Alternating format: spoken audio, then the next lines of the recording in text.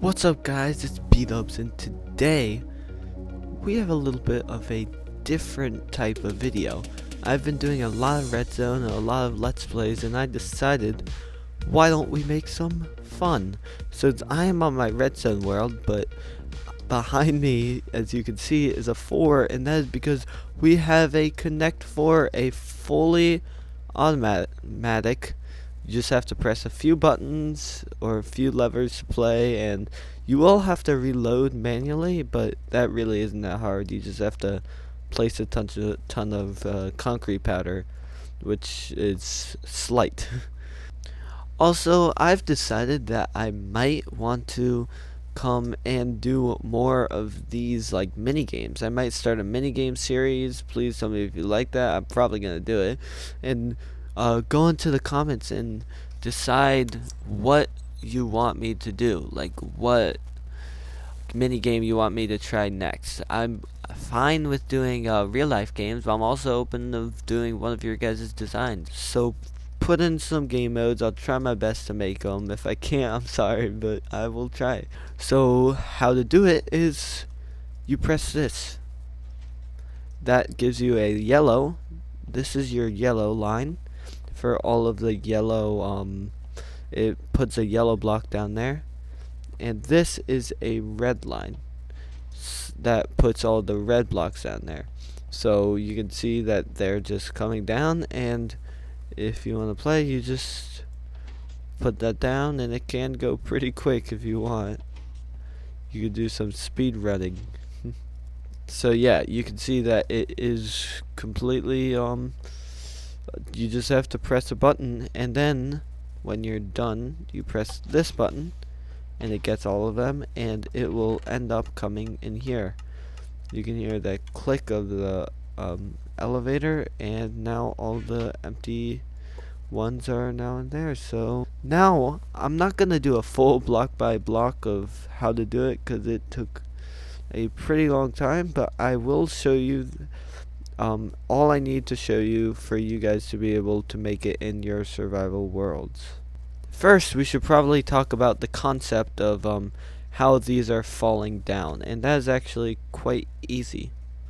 So since concrete powder are fallable blocks just like sand, and they can't stick in the air, they have no they're gravity blocks, they can fall. So that is basically what we're using.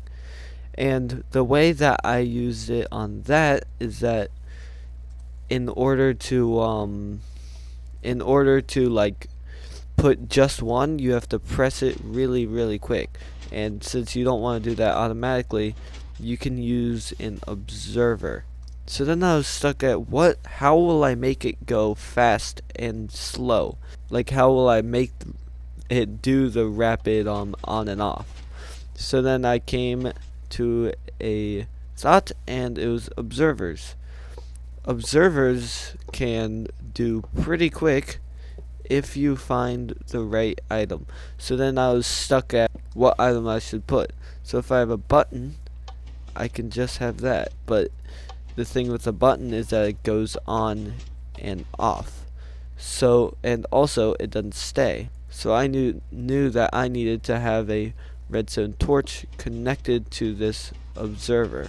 So the observer will go right here with the piston right here.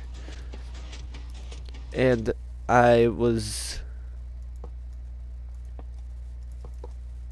then what I did next was, oh my god.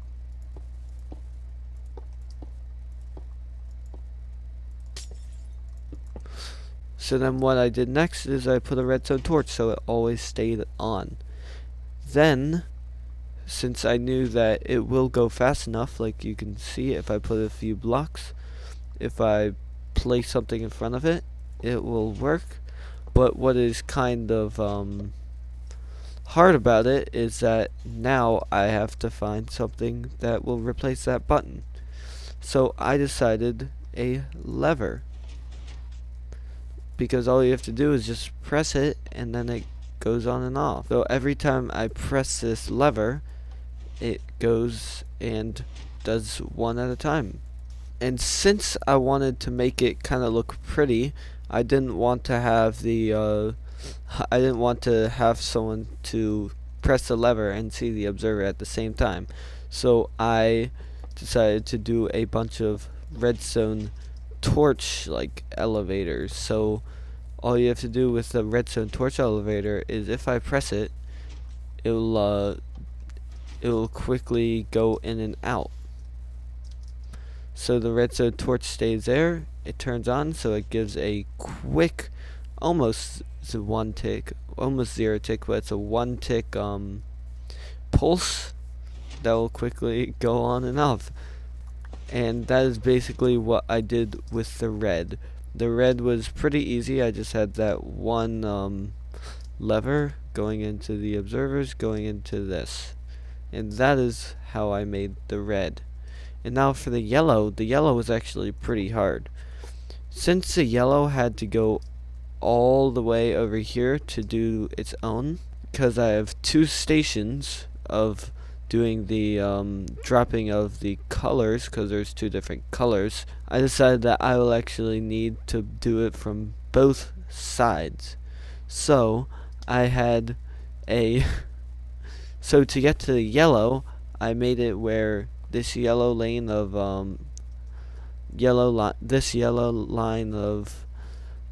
I made it to where this yellow line of levers will be connected to a bunch of sticky pistons. That have redstone blocks connected to it.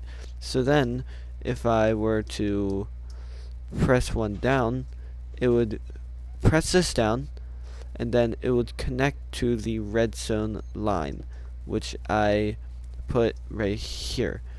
And if you didn't know about redstone will connect if you put it right next to each other, even if it's up one layer, which was kind of a problem because I didn't want these connecting to each other, so I just put blocks on it, and I did it on both sides to make this kind of pattern, as you can see right here. So then what I did was, if you come over here, I made the output a going into a bunch of redstone torches. And the way I did it was kind of hard, because this redstone can go straight into this redstone torch, which will match it up. But this redstone needs to go into a repeater, which goes into a redstone torch. But I just messed it up. A redstone torch right here. You can see there's redstone torches right there and there, and it alternates blocks. So then I did a redstone chain all the way up and up and up until these, and then I did the same thing, but instead of doing it horizontal, I did it vertical, and you can see that is what I did. The third and final main redstone contraption I did in this thing was a collection system for all the blocks that go down here, and that just goes, and you can see that it opens up real quick. So what I did is, if I press it one more time, this button goes to a redstone torch, which goes onto a line of sticky pistons.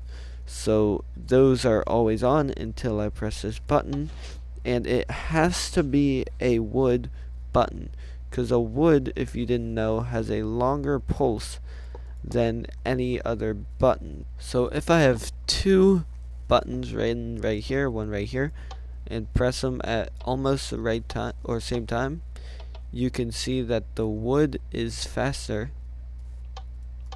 If I press them at the same time, you can see that the wood is a lot faster button.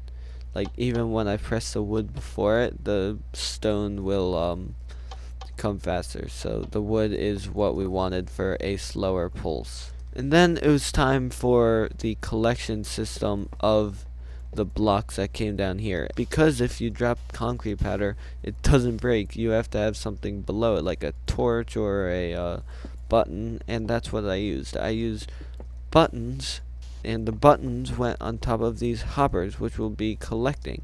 So if I place it down right there, the redstone, the button will stop it, the button will break it, and the hopper will collect it.